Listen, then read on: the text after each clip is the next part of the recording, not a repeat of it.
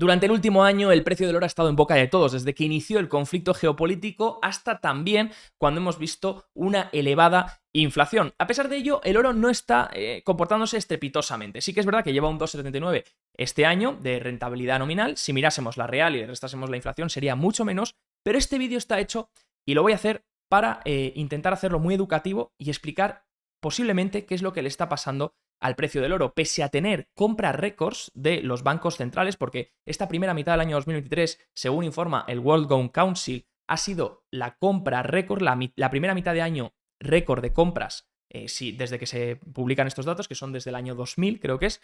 ¿Y por qué? A pesar de toda esa demanda y pese a también el conflicto que está habiendo un poco entre las divisas, estamos viendo un oro que no termina de empujar, que no termina de romper máximos. Y es que hay muchos mitos en torno al metal precioso y eso es lo que vamos a ver en el vídeo de hoy y qué factor debemos seguir realmente, qué variable tenemos que medir realmente para poder más o menos interpretar lo que va a hacer el oro y entender también su relación. Si miramos 2,79, como decíamos, desde prácticamente abril de 2023 viene corrigiendo y vamos a intentar entender por qué está comportándose así y por qué, desde si miramos prácticamente finales de 2020, antes de llegar a 2021, el oro está en una caja bastante amplia sin moverse de ahí, sin tampoco generar una nueva tendencia bajista ni arrancar o continuar con la tendencia alcista. Muchos argumentan que esto puede ser un cap and handle, ¿no? Un patrón alcista donde esto está en mensual, hace todo el cap y ahora está consolidando y que cuando se diese la rotura pues puede ser bastante alcista para el oro. Todavía no se ha dado la rotura, así que cuando se dé ya miraremos si confluye también con el resto de factores que vamos a analizar en este vídeo. Abajo lo que tenemos es la primera relación, pero no es la más importante. Vemos el interés del bono a 10 años. Como sabéis, el interés del bono a 10 años estos últimos días ha ido en incremento. De hecho, lo analizábamos en el vídeo de mercados, de repaso de mercados. Veíamos cómo el director de UBS decía que era lo más importante a vigilar estas 2 próximas semanas. Y el interés del bono a 10 años ha roto el 4,3%, que era el máximo que tenía desde el año pasado, que era este máximo que hizo en 2022.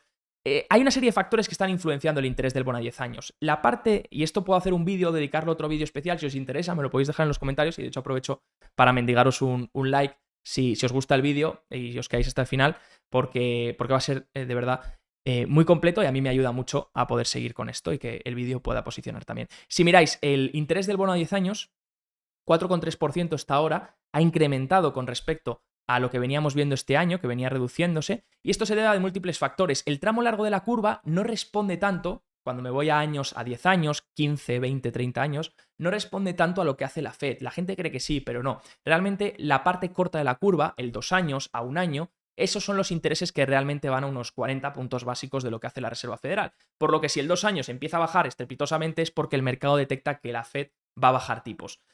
Si para y se establece es porque cree que el mercado, que la Fed va a mantener los tipos, ¿no? Mientras que el 10 años responde a más tendencias seculares a largo plazo de crecimiento, por lo que si se van eliminando, o por lo menos el crecimiento por ahora se está manteniendo y se están eliminando esas probabilidades de recesión en el mercado, o por lo menos con los datos actuales de PIB, eso está haciendo que el mercado ponga un interés mayor sobre esos tramos largos de la curva. También, y yo creo que este es el efecto más importante, y lo explicábamos en el vídeo de China, también por el tema de las divisas ahora internacionales. El yuan y el yen están cerca de la intervención y estamos viendo, el otro día tenía un gráfico muy interesante y si queréis hacemos un vídeo solo dedicado a esto, pero estamos viendo cómo grandes bancos centrales están vendiendo sus bonos estadounidenses. Precio y interés están inversamente correlacionados. Si el precio baja, el interés sube y viceversa. Si resulta que hay bancos centrales que están poniendo oferta en el mercado de bonos en el tramo largo, eso hace que el precio baje, hay más oferta que demanda y por tanto el precio baja y eso hace que el interés suba.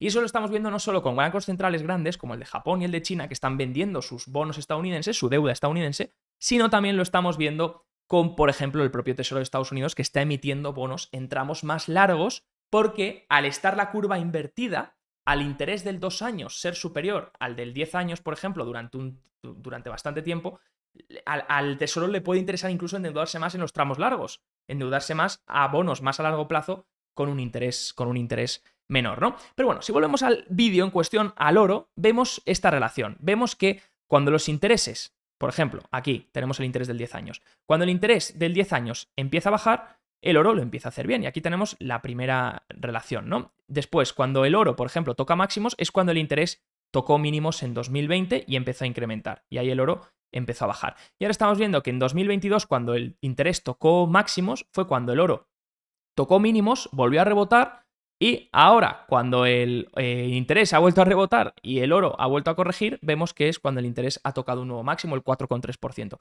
Eso sí, el oro hay que dar un punto a favor y es que no ha corregido hasta los niveles, mismo nivel que veía cuando los intereses estaban en el 4,3%.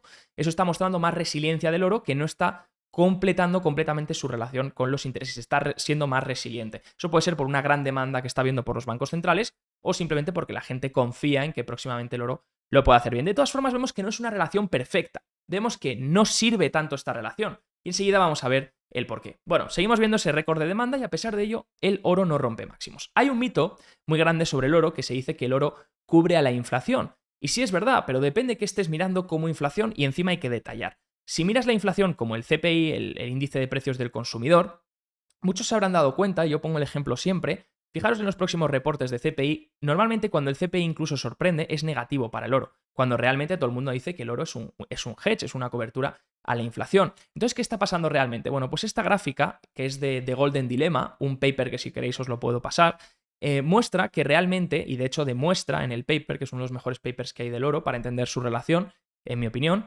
demuestra que realmente el oro no es un activo que proteja eficientemente contra la inflación. Fijaros que hay periodos en los que una alta inflación, el oro no lo hizo del todo bien. Por lo tanto, no hay datos suficientes para concordar que el oro realmente sea un verdadero hedge a la inflación.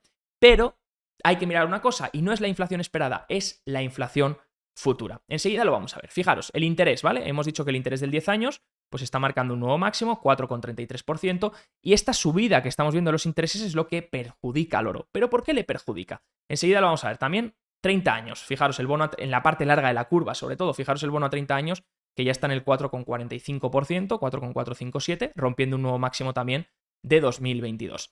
Si nos fijamos, ¿por qué vamos a compararlo con el tramo largo de la curva? Bueno, pues porque el oro normalmente lo que se dice es que se utiliza en carteras por activo refugio, un activo que te proteja el poder adquisitivo. Por eso, de hecho, se habla de que es un hedge contra la inflación. No porque si la inflación es alta el oro lo hace bien, sino porque como el oro te ha mantenido el poder adquisitivo, es mejor que tenerlo en dólares. Y por supuesto esta tabla, que en realidad solo data hasta 2022, podría haber encontrado una más alta, te está mostrando cómo el oro te mantiene mejor el poder adquisitivo que el dólar. Pero entonces, miremos a largo plazo, miremos entonces los tramos, los intereses a largo plazo. ¿Por qué? Porque llega un punto en el que los bonos pueden competir contra el oro. Si resulta que el oro no me da una rentabilidad asegurada y resulta que los bonos pueden darme una rentabilidad asegurada y el oro tiene costes, pues costes de mover, costes de desplazamiento, tiene también costes de seguridad, porque el oro hay que mantenerlo seguro, y mientras que los bonos no tienen ningún tipo de coste, ¿vale?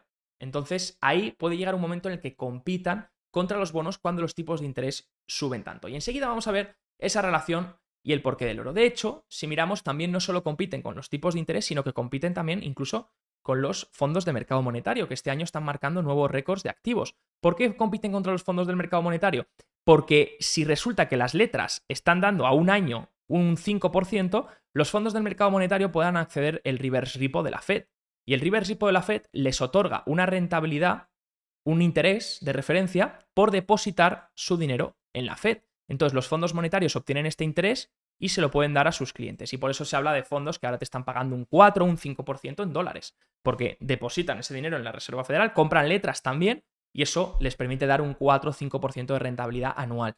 Entonces, cuando pasa esto, pues a veces el oro tiene que competir también contra otras directivas. Si resulta que una letra del Tesoro, que en principio sí es del Tesoro estadounidense, aquí hay mucha crítica sobre sí, la deuda estadounidense y demás, pero al ser Tesoro estadounidense, ahora se ha bajo la calificación, pero es un HQLA, que es High Quality Liquid Asset, sería un activo de alta calidad crediticia que incluso se usa como colateral en el mundo financiero. La gente incluso de colateral da las letras del Tesoro, es lo que más se suele aceptar como colateral. Entonces es algo prácticamente muy seguro que te retorna. Obviamente aquí no tienes riesgo de duración de tipos. Hay gente que dirá, no, los tipos de interés pueden subir y tienes riesgo de duración, sí, pero es a un año. Entonces no tienes casi riesgo de duración y puedes tener una rentabilidad atractiva a un año vista, asegurada. Entonces aquí es donde empieza a competir contra el oro. Pero la competencia real viene con los tips. ¿Qué son los tips? Los tips son los bonos ligados a la inflación. Entonces, el TIP, a diferencia de un bono normal, por ejemplo, un TIP a 10 años, La rentabilidad que nos da, si el bono nominal, por ejemplo, a 10 años hemos dicho que está en el 4%, 4,3 exactamente, el TIP lo que nos da es una rentabilidad real. El TIP, por ejemplo, si está al 2%, significa que estamos sacando un 2% de rentabilidad real ya restada la inflación. ¿Vale? Entonces es un bono que te protege contra la inflación porque te da ya la rentabilidad real, te resta la inflación esperada. Y enseguida vamos a ver cómo se calcula la inflación esperada, porque claro, ¿quién va a calcular la inflación esperada si no hay datos? ¿Cómo los sacas? Si es, no, en 10 años la inflación va a estar en el 3. ¿Y quién lo dice? No, enseguida lo vamos a ver. Esto se saca del mercado y se saca del propio mercado de tips, pero enseguida vamos a ver cómo se calcula. Lo que vemos aquí es otra tabla de Bloomberg, VSBL y Morgan Stanley, y aquí se mide la correlación. Una correlación que sí que tiene estudios, si se hace esta regresión lineal, y sí que se ve que tiene una correlación bastante alta. ¿Con qué? Con los tipos reales. Entonces vemos que el precio de la onza de oro en dólares está correlacionado con el interés que pagan los bonos a 10 años. Cuando el bono a 10 años otorga un interés, el bono ligado a la inflación, el TIPS, que es, esto se denominaría Treasury Inflation Protected Securities, ¿vale? Que sería bonos protegidos por la inflación. Si te vas al 3, 4, 5% de rentabilidad de los bonos ligados a la inflación, que es una rentabilidad real, vemos que el precio del oro empieza a ceder, empieza a perjudicarse. Mientras que si los tipos de interés reales son menores, entonces el precio del oro empieza a hacerlo mejor. Y enseguida vamos a estudiar esta relación, la relación más importante. Más que decir a partir de aquí de este vídeo, mi objetivo es que más que decir el oro es una cobertura contra la inflación, que sería algo muy general y poco preciso, a partir de aquí sea el oro es una cobertura contra unos tipos reales negativos o incluso cayendo. Si miramos el tipo real a 10 años, lo podéis buscar en CNBC, ¿vale? Lo he sacado aquí, lo acabo de hacer captura, está en el 2%, 2,006% precisamente. Y esto, pues a diferencia de, hemos visto que el 10 años normal, el bono a 10 años normal, estaba en el 4,3, si no me equivoco, 4,3%. Entonces la pregunta es, ¿por qué está en el 2% y está en el 4,3%? Bueno, pues hemos dicho que el 10 años, el TIPS a 10 años, el bono ligado a la inflación a 10 años, lo que hace es protegerte contra la inflación, por lo que es una medida que nos está dando ya la rentabilidad real. Recordar que la rentabilidad real es rentabilidad nominal, lo que le sacamos a un activo, menos la inflación. Durante ese periodo, si yo me dicen, oye, te voy a dar un 10% por tu alquiler, ¿vale? Pero le tendré que restar la inflación, porque la inflación es alta, entonces tendré que ver si me compensa. Si miramos por otro lado, lo que vemos aquí es que el interés real sería el 2%. Y entonces el interés real, ¿cómo se calcula el interés de los tips? Pues por la demanda y oferta del mercado de tips. Si resulta que hay mucha demanda, pues el precio sube y el interés baja, ¿vale? Y si resulta que hay mucha oferta, pues el precio baja y el interés sube. Esto en el mercado de tips. Y entonces de ahí que saques el interés. Y ahí se sacan los tramos de interés también. Entonces, de aquí, ¿cómo se saca la inflación esperada? Porque, claro, uno dirá, ostras, la inflación esperada, ¿cómo se calcula? Los break-even inflation rate. Porque aquí tenéis la inflación esperada a 10 años, ¿vale? Que la podéis buscar en el FRED. La inflación esperada a 10 años ahora mismo está en 2,32 de media anual. Entonces estamos viendo que sí, pues hay unos momentos en los que repunta y asusta, y esto es lo que se denominan también las expectativas de inflación. Cuando, por ejemplo, estas expectativas de inflación incrementen mucho, es cuando la Fed le tocas las narices, ¿vale? Esto a la Fed le toca las narices. Si esto empieza a incrementar, la Fed aquí se vuelve muy restrictiva porque ve que se les están desanclando las expectativas de inflación. Ahora mismo la Fed, más o menos, pese al repunte del CPI del otro día, tiene las expectativas de inflación más o menos ancladas. Sí que ha habido un cierto repunte aquí por el incremento del petróleo y del CPI y demás, pero estamos viendo que prácticamente las tiene ancladas en el 2,4%, ¿vale? 2,32, 2,4%. Esto se calcula de la siguiente forma. Si resulta que el tipo real a 10 años es el tipo nominal menos la expectativa de inflación, pero esta no la conocemos, pues la expectativa de inflación a 10 años no deja de ser el tipo nominal a 10 años menos el tipo real a 10 años. Por lo que es el 4,3% que hemos visto que paga el bono nominal menos el 2,006% del interés que está pagando el TIPS. Eso te da el aproximadamente, porque hay que coger justo todos a la misma par, pero vamos, aproximadamente te da el 2,32 de inflación esperada. Entonces, a partir de aquí, si miramos el 10-year TIPS, pues es eso, es podemos hacer la misma, podemos moverlo como queramos, ¿no? Es la misma relación. Entonces, el interés real, el 2% este, es el interés nominal, el 4,3, menos la expectativa de inflación, que es el 2,3%. Y eso es lo que da una rentabilidad real del 2,06%. Si yo compro un bono ligado a la inflación TIPS a 10 años, tengo una rentabilidad real del 2,006%, siempre y cuando la inflación esperada sea del 2,3%. Si la inflación esperada se ha equivocado, entonces eso cambia, ¿vale? Pero como veis, pues tengo una rentabilidad real asegurada. Ahora bien, ¿por qué entonces el oro, y volvemos al oro, compite contra esta rentabilidad real? Lo vemos aquí, aquí.